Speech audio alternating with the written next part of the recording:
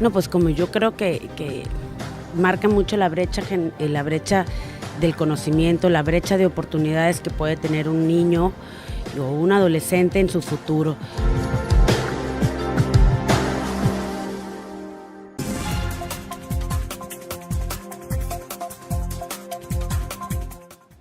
Bienvenidos a su programa Las Personas. El día de hoy tenemos como invitado al doctor Juan Pablo Márquez, un oncólogo que además es investigador de la Universidad de Washington, y lo hemos invitado para platicar sobre un tema que seguramente todos desafortunadamente hemos tenido que tener un contacto con él, el cáncer, una enfermedad que está creciendo en nuestros estados y que desafortunadamente se prevé que crezca en mayor proporción en los próximos años.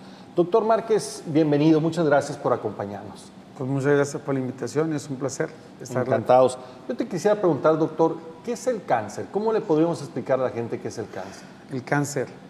El cáncer es un concepto en realidad multifactorial. El más simple y el que nos enseñan en muchas agrupaciones, en las escuelas, es que es el crecimiento descontrolado de las células, ¿verdad? Sin embargo, ahora ya conocemos que en realidad el cáncer es una enfermedad multifactorial. El cáncer no solamente es un crecimiento descontrolado de las células que originalmente eran benignas o normales, sino que además se van formando en una masa muy compleja. Eso es el cáncer, es una masa compleja que no solamente está compuesta por masas de células tumorales, sino también por vasos sanguíneos, por células inmunológicas, pro y antitumorales, por estroma. Entonces el cáncer básicamente es un elemento ya muy complejo, donde tenemos esos factores. ¿Y qué lo provoca, doctor? El cáncer igual es multifactorial. Hay muchos factores que ya hay evidencia científica y clínica que tienen relevancia para qué es lo que forma el cáncer. En realidad,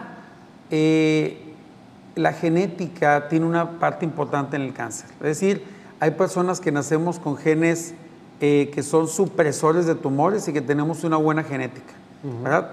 Pero también tenemos personas que nacemos con genes débiles y que estamos más propensos al cáncer. Entonces, ¿qué ocasiona el cáncer? Multifactorial. Primero, factores genéticos, es decir, factores familiares, genes que no hacen su función adecuadamente. Si le unamos a eso, también tenemos que el 15% de los cánceres son ocasionados por virus oncogénicos.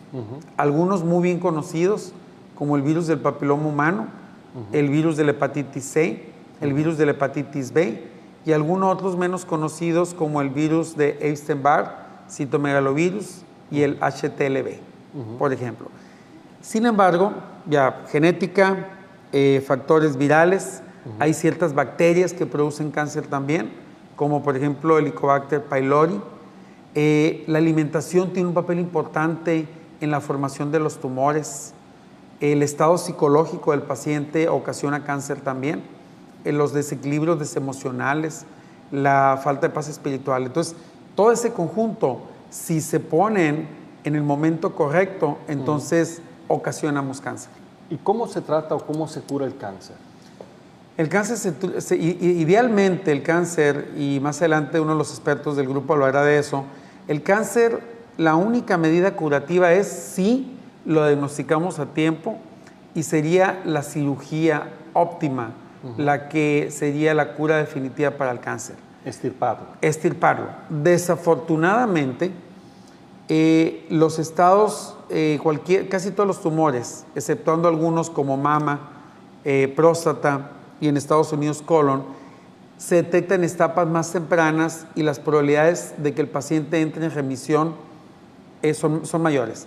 Para cáncer no podemos hablar de la palabra cura, en realidad no.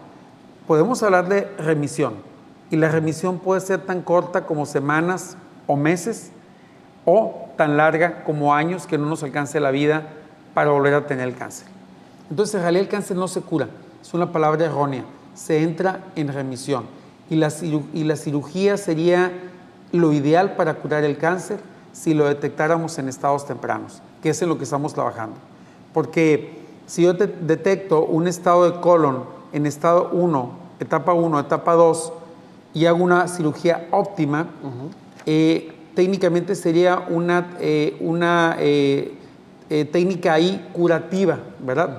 Entre comillas, porque el cáncer es cada vez más complejo y lo puedo ver más adelante, pero sería la cirugía, pero cuando está en etapas tempranas. Por eso es importante darle seguimiento. Así es. ¿No? Mucha gente se sorprende porque el cáncer regresa.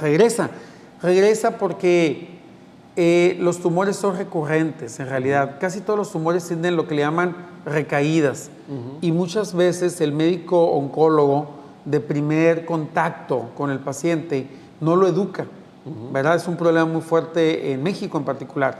Educarle qué es el tipo de cáncer, cuáles son las opciones terapéuticas, cuál es el porcentaje de recurrencia y por qué puede pasar y qué hacer para prevenir una recurrencia si es que hay. El problema es que no se está dando eso en la mayoría de los médicos, esa información. Y por otro lado, la recurrencia, el paciente la ve como una sorpresa porque ni siquiera conoce la palabra que existe muchas veces. ¿Sí? ¿Qué está pasando? ¿Hay nuevos tipos de cáncer o hay más investigación por el cáncer? Esta sensación de que está creciendo el fenómeno. Sucede que el cáncer se visualizaba antes como una canasta de frutas homogéneas. Supongamos una canasta de naranjas, todas son naranjas. Exacto. ¿Verdad? Luego se descubrió que la canasta de naranjas no eran de la misma variedad. Había naranjas, como decimos aquí en Sonora, ombligudas, naranja Valencia y otro tipo de naranjas, ¿verdad? Ya evolucionó, conocimos más del cáncer, pero ahora nos damos cuenta que el cáncer, aparte de eso, hay naranjas de diferentes variedades, hay piñas de diferentes variedades, manzanas, uvas de diferentes variedades, durazno de diferente variedad, cereza de diferente variedad.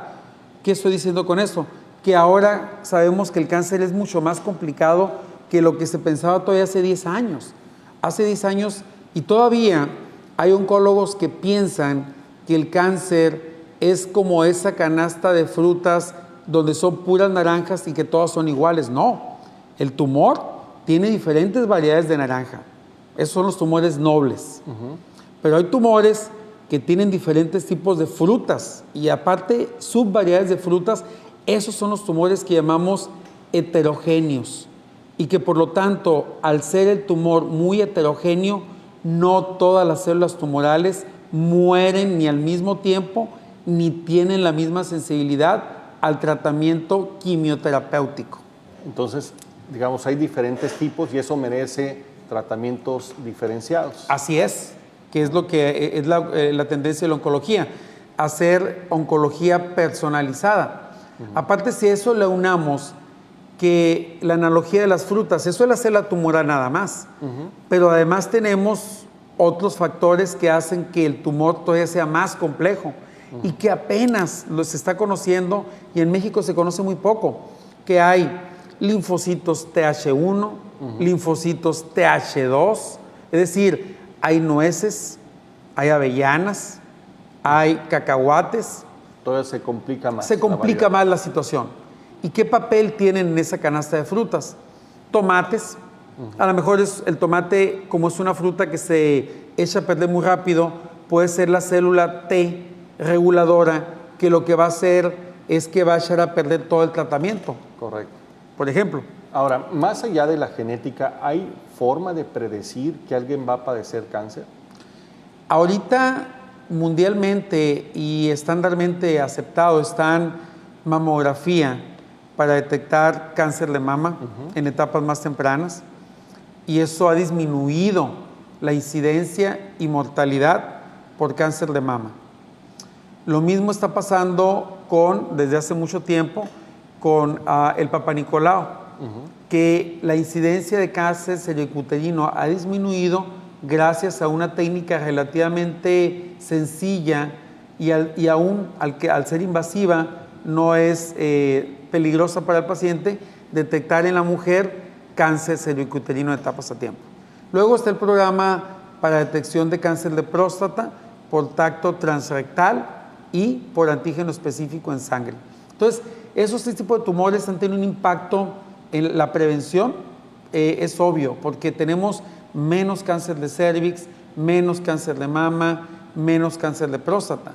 ¿Por qué? Porque se han generado técnicas diagnósticas tempranas que, aunque no son las óptimas, porque todavía no lo son, todavía tienen que evolucionar más, son invasivas. En otros países, como en Estados Unidos, además de la mamografía, el tracto transrectal para próstata, el antígeno prostático específico, existe la colonoscopía en pacientes mayores de 50 años. Y en Estados Unidos sí detectamos cáncer de colon en etapas tempranas 1 y 2, ¿verdad? En México es muy poco probable, y ahorita lo va a hablar el doctor Ramón Cabello más adelante, muy poco probable detectar cánceres 1 y 2 de cáncer de colon. ¿Por qué? Porque no hay un programa nacional de colonoscopía en las instituciones gubernamentales. Correcto. ¿Verdad? Estamos hablando de cáncer con el doctor Juan Pablo Márquez, no solamente un investigador de la Universidad de Washington especializado, sino que está desarrollando una serie de líneas de investigación que pueden revolucionar el tema del cáncer. Pero además, lo podemos decir orgullosamente cajemense, y además nos ha traído este centro de investigaciones aquí en Sonora. Vamos a hablar un poquito más en un momento con el doctor Márquez. Estamos en Los Opiniones.